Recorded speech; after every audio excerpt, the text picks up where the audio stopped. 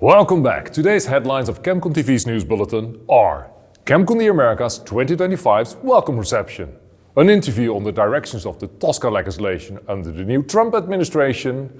In our statement of the day, we will stress the need to stay on top of both federal and state regulations, and our local reporter Arturos talks about the American Revolution that started 250 years ago. And to start with, some sound bites from yesterday.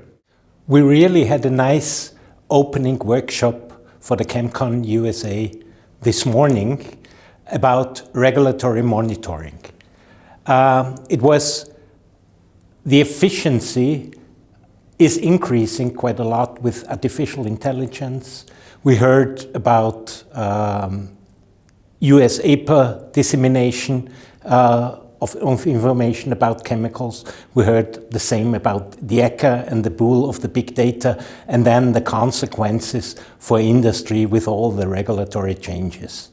I was the chair of the Latin America session on global harmonized systems for labeling of substances, or GHS as we like to call it, in Latin America and North America. So we learned a lot about Argentina, Brazil, and Costa Rica, and it goes on and on and on. But it was such an informative session of learning exactly what's going on, how it's going on, and when it's all going to take place. So I wish you were all here. It was a really great session.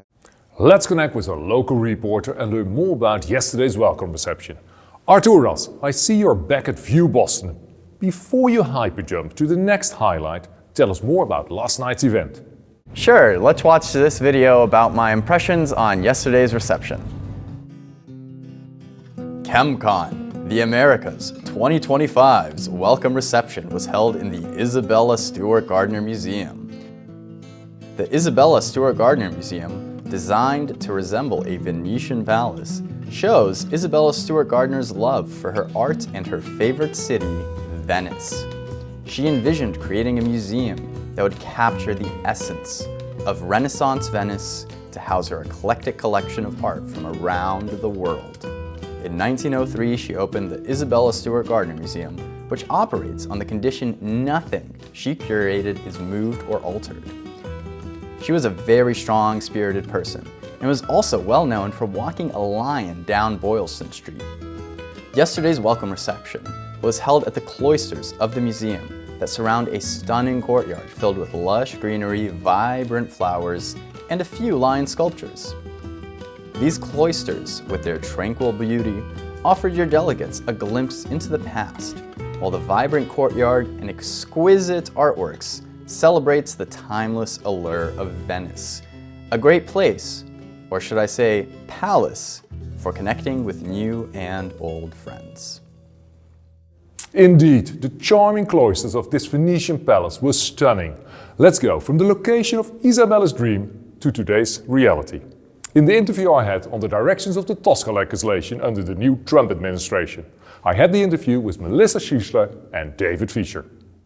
TSCA allows a manufacturer of a chemical to request an EPA-conducted risk evaluation on the chemical substance, and there's the so-called manufacturer-requested risk evaluation.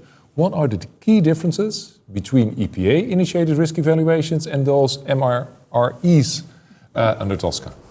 Yeah, good question. So Congress did put this aspect into the 2016 Lautenberg Act, where manufacturers like myself, we could initiate a risk assessment for EPA, and we really thought that was a benefit, because when we would do that, we would think that we have all the data, we are confident in our uses, that we would get a no-risk outcome. That's the benefit. And it also had a time frame. You mentioned, the first 20 are still going through. It's taken some time. With the MREs, we were on a time frame that we thought would be amenable to us as well. The downside of that is implementation has changed TSCA quite rapidly, and so having that data, what we thought would be appropriate for the risk assessment, may have changed by now. Okay, David, anything to Yeah, add? and one of the biggest changes is, once upon a time, for the initial MREs, the submitter, the manufacturer, could simply select those conditions of use that they were engaged in and then EPA would fill in the other conditions of use. Because after all, it made sense. Why would you expect a manufacturer like Dow to know all the different uses, right? All the downstream uses. Well, that's completely changed now. So the Biden EPA went back into the risk evaluation procedural rule, amended it, and now mandates that, until it's changed, hopefully, again, down the road, mandates that in order to get a manufacturer requested evaluation approved by EPA, you need to demonstrate that you've gathered all the data. You can watch the complete interview on our YouTube channel. This interview on the federal TSCA regulation emphasizes that state regulations are more important than ever in today's revolution. Did someone say states in revolution? Let's go to the Massachusetts State House.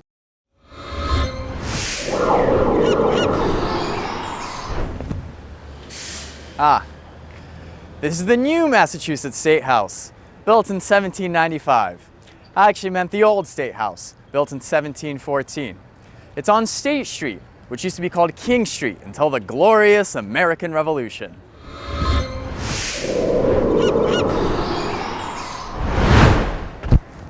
Yes, this is the old State House.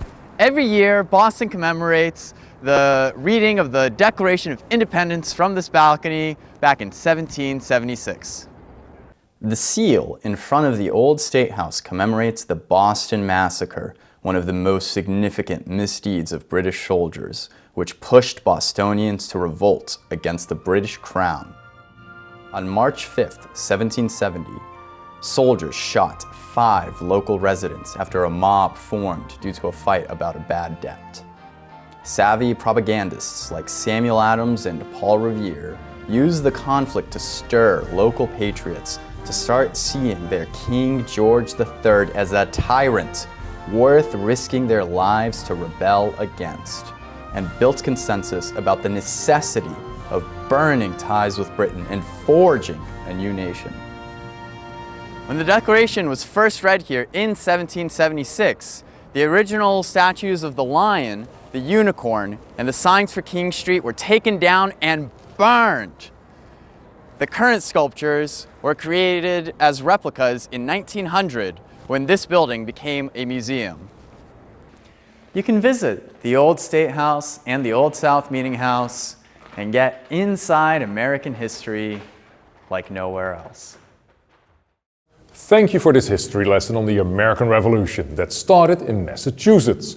Also today, states are very relevant in the regulatory landscape, something I will discuss with Abbey Linsk from ACC in today's Statement of the Day. Abbey, can you sketch how federal and state regulations are intertwined and the relevance for industry to stay on top of both? Certainly, the two are definitely intertwined, but they're distinct in scope, speed, and enforcement. Federal chemical regulations are governed under TSCA. These regulations often take years to develop and then are subject to litigation. This causes uncertainty for businesses and stakeholders alike. In contrast, we're seeing a much quicker pace of adoption at the state level. Bills can become laws in a matter of weeks, and laws can be turned into regulations in months. This underscores the importance of transparent and predictable science-based policies.